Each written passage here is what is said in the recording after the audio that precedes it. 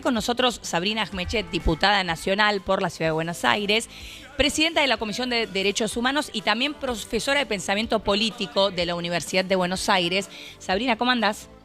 Muy bien, ¿vos? ¿Te podés acercarte si podés un poquito el mic? Ahí está, genial. ¿Se escucha bien ahí? Bien, perfecto. Bueno, gracias por estar acá. A ver, ¿recién llegada de Formosa? Sí, llegamos ayer a la noche, viajamos varios diputados de la Comisión de Derechos Humanos a Formosa. Fue algo absolutamente histórico, porque todos sabemos que Formosa es una isla de autoritarismo en medio de la Argentina. Pero, sin embargo, la Comisión de Derechos Humanos del Congreso nunca había ido. Claro. Algo que cuando yo asumí la presidencia de la comisión me puse a ver qué pasó, qué hicieron antes con Formosa, invitaron a formoseños para que podamos escuchar, porque todos sabemos de la solidaridad que hay que tener con las personas que viven en lugares autoritarios. Totalmente. Y sobre todo, ¿sabes qué? Eso se expuso más en la pandemia. 100%, porque los formoseños se animaron con sus celulares, nos mostraron un montón de cosas, sobre todo los jóvenes formoseños que hacían streamings desde el celular en el momento en el que los querían guardar en las casas. A ver, en la pandemia todos sufrimos situaciones de abusos de poder y hubo violaciones a los derechos humanos en todo el país, pero de hecho mi interés en Formosa puntual, que terminó en la visita de ayer, empezó con la pandemia, porque violaciones a los derechos humanos durante la pandemia hubo en toda la Argentina, a diferencia de otros países del mundo, que solo hubo COVID y pandemia, pero no hubiera... Pero lo que empezamos a ver el año pasado en la Comisión de Derechos Humanos, mientras recibíamos testimonios de todas las provincias sobre la pandemia, es que las violaciones a los derechos humanos en Formosa no habían empezado con la pandemia y tampoco se terminaron después de que terminó la pandemia. Recordemos que Gildo Infran, que es el gobernador de Formosa, cuando termine su mandato en el 2027 va a llevar más de 30 años en el poder. Y que antes, nada bueno puede salir de eso. Y que antes también estaba en el poder. Desde el 83 está en el poder, ¿no? Digo, en las últimas décadas como gobernador, antes desde como el 95 vicegobernador. Hasta ahora como gobernador y antes como vicegobernador. ¿Se dan cuenta? Fíjense en qué año nacieron los chicos, que son muy jóvenes. Claro, ¿vos en qué año naciste, Colo? 2003. Bueno, o sea, toda tu vida. Imagínate la cantidad de formoseños que les pasa eso, ¿no? Y el miedo que hay en Formosa, porque, a ver, lo primero que hicimos cuando bajamos del avión fue ir al lote. ¿Qué es el lote? El lote 110, el lote 111, son viviendas absolutamente precarias que se hicieron en un momento de emergencia por inundaciones que hubo en Formosa. Es un cuartucho con baño afuera, obviamente no tiene cloacas, obviamente no tiene ningún tipo de condición digna. ¿Y qué es lo que pasa? El gobierno de Infran se las da a la gente, no les dan el título de propiedad.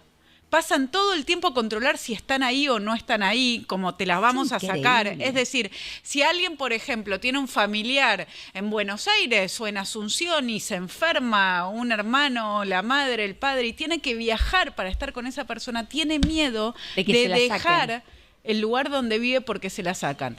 Y no le dan el título de propiedad, entonces estas personas tienen que hacerle mejoras, porque la verdad es que lo que le entregan es un lugar donde no se puede vivir, y ponen plata ahí, pero no saben si un día no se lo van a sacar porque sí. No es de ellos. No es de ellos. No es de ellos. Ahora, imagínense esta situación que nos cuenta Sabrina, y a esto sumale la cantidad de empleo público que hay en Formosa versus el empleo privado, y ahí vamos a entender por qué sigue ganando Gildo Infran, porque si no, la gran pregunta que nos hacemos todos es, ¿pero cómo puede ser que viviendo en esas condiciones sigan votando a Gildo Infran?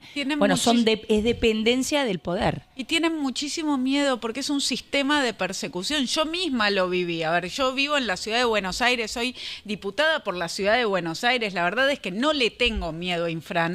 Pero a mí también me llegaron mensajes. Hasta el defensor del pueblo formoseño, que se supone que tiene que cuidar al pueblo de Formosa, terminó intimidando a la presidenta de la Comisión de Derechos Humanos del Congreso. Lo que quiero decir es, si lo hacen conmigo, ¿por qué no lo van a hacer ¿qué es lo que están haciendo con la gente? Aparte, es un espanto. Están en campaña, en 2 semanas tienen elecciones. La cantidad de plata que gastaron en carteles. Yo nunca en la ciudad de Buenos Aires vi la cantidad de carteles que vi ayer en Formosa. Es realmente guarango. Y estamos hablando de pobreza, por supuesto, pero también estamos hablando de otros casos. Ayer tuve al lado mío una madre que su hija de 1 año y 9 meses se murió porque le picó un alacrán, lo llevó a la salita, le inyectaron algo, Deca, que no le tenían que inyectar eso, tuvo una reacción a Deca, le inyectaron más, le generaron un paro, se asfixió, y esta nena de un año... muriendo. Dios mío. Entonces, usted, ¿cómo funcionó esto? Usted fue a la Comisión de Derechos Humanos, que lo que está bueno es que son de distintos partidos políticos, ¿no? Los diputados que fueron. Y ahí iban recibiendo a la gente que se animaba a hablar con ustedes. En realidad nosotros lo que hicimos primero fue una reunión acá en el Congreso hace un mes y medio en donde recibimos a formoseños, pero nos dimos cuenta que ese día habíamos podido recibir el testimonio de 4 o 5 formoseños y que había un montón que necesitaban dar testimonio. Claro. Entonces ahí fue cuando abrimos, mismo en la comisión que tuvimos acá en el Congreso Nacional, ahí propusimos, vamos a ir a Formosa. ¿Por qué también? Porque uno de los que vino a la ciudad de Buenos Aires fue un padre que trabaja en un hospital que no atendieron a su hija y su hija termina muriendo. Y él decía, antes de venir a Buenos Aires me dijeron, ojo con lo que decís. Es increíble. Y estamos hablando de vidas, porque te estás hablando de casos absolutamente extremos, pero no son extremos, evidentemente son más habituales de lo que creemos. Absolutamente. Mucho más habituales de lo que creemos. Este es un padre que su hija no tuvo la atención que tenía que tener y después para cubrirse en el momento en el que estaba muriendo o apenas murió le hicieron al cuerpo cualquier cosa. Digo, no quiero acá ampliar con detalles, pero realmente... Es inhumano lo que hicieron, para cubrirse ellos, ¿no? Entonces, este señor, este padre... que venía a denunciar, lo único que puede hacer, ¿no? Digo, después de que la peor te matan tragedia a tu que le hija, puede pasar a un ser humano. Claro, la peor tragedia. Era una nena que entró con dengue, que tenía que salir, digo. Después de que pasa eso, viene a la Comisión de Derechos Humanos a contar lo que hicieron con su hija y lo amenazan. Entonces ahí fue cuando con Karina Banfi, con Lilia Lemoine, dijimos, vamos a ir a Formosa, porque si esta gente está arriesgándose, viniendo al Congreso a contar lo que pasa, vamos a ir nosotros y vamos a seguir mirando, porque también hay una realidad. Digo, nosotros no le tenemos miedo a Gildo Infran, pero la gente que vive ahí tiene razón en tenerle miedo y nos necesita a nosotros, a los medios nacionales, a los representantes nacionales. Los medios nacionales son fundamentales porque los medios provinciales obviamente están totalmente cooptados por Gildo Infran y aquellos valientes que intentan enfrentarse al poder la pasan muy mal. Muy mal. Lo sabemos, muy la pasan mal, realmente muy mal. Persecuciones, van contra sus bienes, van contra su familia. Sí, bueno, me parece espectacular que lo hayan hecho. En 2 semanas hay elecciones en Formosa, así que vamos a retomar este tema. Pero quiero preguntarte también, Sabrina, con tu rol de historiadora, hoy vamos a utilizar todos tus costados, como tu rol de historiadora, ¿cómo vivís lo que está sucediendo con Cristina Kirchner, ¿no? Porque estamos hablando todo el tiempo de una cuestión histórica, pero realmente lo es la primera presidenta que tiene una condena firme en la Argentina. Por corrupción. Porque aparte de eso también, ¿no? A ver, lo vivo primero como ciudadana con un alivio tremendo. La República existe, la justicia, todo el tiempo estamos acostumbrados a hablar mal de la justicia. Y tenemos razón cuando hablamos mal de la justicia. Sí. Y finalmente la justicia hizo lo que tenía que hacer. Y aparte es impresionante también, ¿no? Porque vivimos en un mundo en donde la justicia... Esta sentencia pasó, lo sabemos, estuvimos recordándolo todos estos días, por una cantidad de jueces, por una cantidad de fiscales. Todos los procedimientos pueden tener un poco de ruido, pero realmente no hay dudas, de que la condena tiene un montón de razones y que fueron debidamente probados. Y al mismo tiempo tenemos al peronismo negando esto. Sí, es cierto. Creando una ficción, creando la idea de persecución. Y ahí sí, como historiadora, digo, pucha, porque al peronismo se lo persiguió, al peronismo se lo proscribió, el peronismo sí sufrió persecuciones. Ahora lo está inventando todo. Claro. Y eso también es grave. Porque es el famoso relato kirchnerista. Pero están banalizando su propia tragedia. Claro, es terrible lo que están haciendo, porque cuando se proscribe al peronismo, acto gravísimo, error tremendo, porque no hay que proscribir a ningún partido político. La verdad es que fue un hecho muy grave. Acá no se están proscribiendo a nadie, ¿no? Que eso quede claro. Que eso quede claro. Ahora, en términos históricos, si pensamos en otros presidentes en Argentina, Isabelita en el Mesidor, sí, ¿no? Se me viene en la cabeza. Después que post-democracia, o sea, del 83 para esta parte, Carlos Menem, que estuvo 6 meses 6 preso. meses detenido, sí, pero por una causa muy diferente. A mí me parece también que lo importante, yo resalto esto, que sea por corrupción, ¿no? Porque nos robaron el país. La Argentina, estaba escuchando cómo hace un ratito hablaban de los índices de inflación, sí, sobre la pobreza, sobre los precios. Si hoy nosotros estamos en esta situación, si hoy la Argentina es un país pobre que está trabajando para salir de la pobreza, es porque se afanaron nuestra guita. Totalmente, es cierto. La corrupción mata, que fue esa frase que lamentablemente entendimos todos en 11, con la tragedia de 11, es literal. Esa plata que te roban podría haber ido a otro lado. Absolutamente. Y ese otro lado no está. A esa ruta que no se hizo en donde alguien chocó, por ejemplo. Para poner un ejemplo bien sencillo y lineal. Pero así con todo. Entonces, esto es una vuelta de página, porque también es decirle a todas las personas que sí, hoy están tomando decisiones, en la Argentina hay justicia. Claro. Se terminó la Argentina de la impunidad. Sí, es cierto, es un muy buen mensaje. Eso es enorme, sí, enorme. Entonces me parece que realmente el peronismo está desperdiciando una oportunidad de hacerse cargo de lo malo que fueron, de tratar de reinventarse. Se están subiendo a una ficción que por suerte esta vez se creen ellos solos. Sí, es cierto. Eso me parece importantísimo, ¿no? Porque algo cambió, es cierto. Los kirchneristas son geniales creando ficciones, sí, y muchas veces nos las tiraron encima, pero no nos psicopatean más, no creemos más sus versos, se están hablando entre ellos, pero la verdad es que están perdiendo también una oportunidad de representación, porque muchos que los votan saben que robaron y saben que la condena es justa. Es cierto, sí, es cierto. Ahora, en el medio de esto hay algunas manifestaciones, por momentos le entorpecen la vida a la gente. Ayer cortes de vuelta en las autopistas, uno fue salvaje en la autopista Buenos Aires-La Plata, entre otras cosas, y también toma en universidades. Me gustaría escuchar tu opinión siendo profesora de la UBA. Porque yo siempre creo que está una minoría ruidosa y una mayoría silenciosa, pero en definitiva esa minoría ruidosa es la que determina si alguien tiene o no clases, si alguien se educa o no en la Argentina. Yo doy clases en la UBA hace 20 años. Sí. Hubo muchísimos paros en estos 20 años. Y yo siempre tomé la decisión personal de que yo iba y daba clases.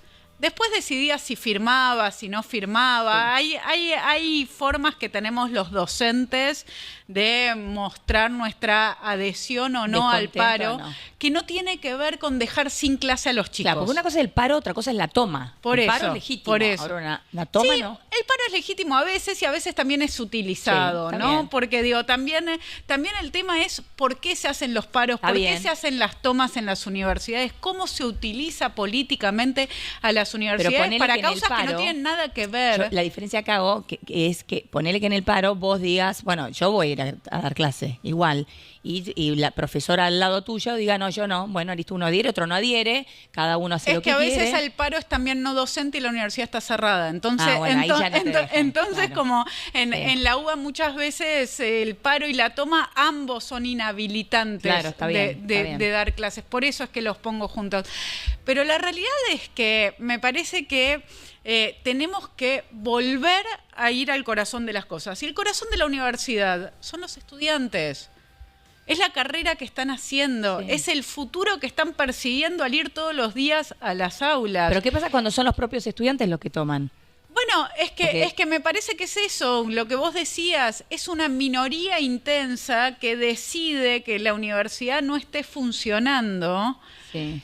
en contra de lo que quiere la mayoría de los estudiantes, que yo conozco a mis estudiantes, van a laburar todos los días, después van a cursar, hacen un esfuerzo enorme porque quieren terminar una carrera, porque quieren laburar de lo que les gusta y quieren tener clases. Entonces me parece también otra cosa, ¿no? En otra época, hace un par de años, la toma hubiera tenido... Durado, meses. Sí, Nosotros cierto. tuvimos, yo me acuerdo, en la UBA se perdió un cuatrimestre entero por tomas. ¿Un cuatrimestre? Un cuatrimestre durante el gobierno Yo de me acuerdo Mauricio Macri. esas tomas eternas. Bueno, me las acuerdo. Sí, claro. Nosotros las cubríamos, sí. Sí, terminaron rindiendo cualquier cosa, programas acortados, se perdió un cuatrimestre.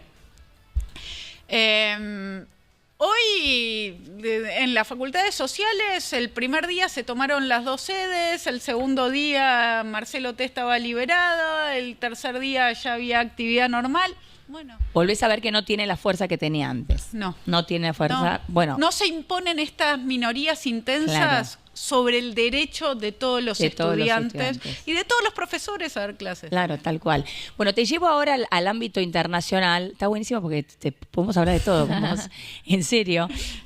A ver, ayer en la madrugada una conmoción mundial por el bombardeo de Israel contra Irán, un bombardeo preventivo que tiene que ver con las centrales nucleares, con el armamento nuclear iraní. Y a partir de esto se encienden todas las alarmas porque claramente se esperan las represalias, ¿no?, de Irán. Sí, es una situación, estoy todavía mirando las imágenes. Entiendo que es fue una operación, esta operación León, como la llamó Netanyahu, que Israel planificó a lo largo de varios años. Sí. Fue una operación muy precisa. Viniendo para acá, miraba cómo a uno de los líderes del régimen iraní se lo asesinó durmiendo en su casa, que entra por la pared. Claro. Digo, el trabajo de los servicios absolutamente de inteligencia puntual, israelíes, ¿no?, es impresionante. Claro. Impresionante. Sí. Lo que sucedió hace unos meses de los Vipers realmente es una operación pequeña frente a lo que sucedió ayer. Y fue contra el armamento nuclear, fue contra toda la planificación que estaba haciendo Irán para atacar no solo a Israel, a Occidente. Y acá me parece que es muy necesario tener en cuenta esto. Que Irán tenga armamento nuclear es un peligro para todos nosotros también. Sí, para todos, para el mundo entero. Para el mundo entero, y los argentinos tenemos nuestra historia particular, claro, porque en Argentina tuvimos 2 atentados, los mayores atentados afuera de Israel, en cantidad de gente, Embajada de Israel y sobre todo AMIA, nos asesinaron a nosotros, argentinos. Claro. No estoy hablando de judíos, no estoy hablando de israelíes, argentinos. Y fueron personas que ayer fueron atacadas por Israel. Entonces, Israel está haciendo esta operación militar y va a recibir un montón de críticas, como ya recibe desde el momento posterior al 7 de octubre, cuando empieza la operación de recuperación de los secuestrados en Gaza.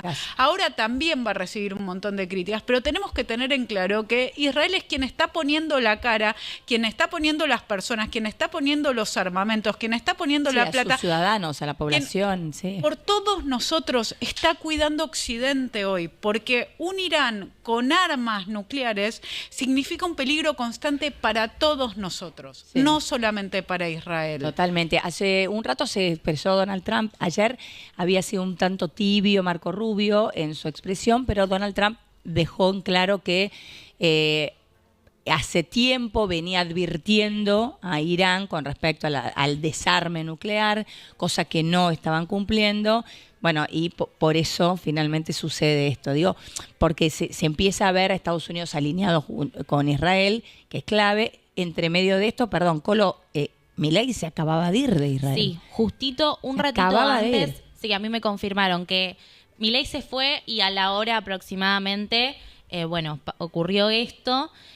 Y todos estábamos muy alerta en Casa Rosada también, porque tenían que confirmar que ya que había partido hacia España. Exacto. Sí, y también algo que vos decías de Donald Trump, ahí estaba leyendo bien la textual, Irán debe llegar a un acuerdo antes de que no quede nada, dijo Trump. Claro. Claro, porque este ataque sigue.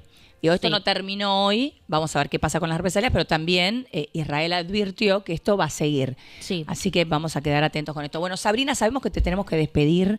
Gracias por Un venirte placer. hasta acá. Y volvamos a hablar de Formosa, dale. Claro que sí. Cuando estemos un Muchísimas poquito más gracias. cerca de las elecciones.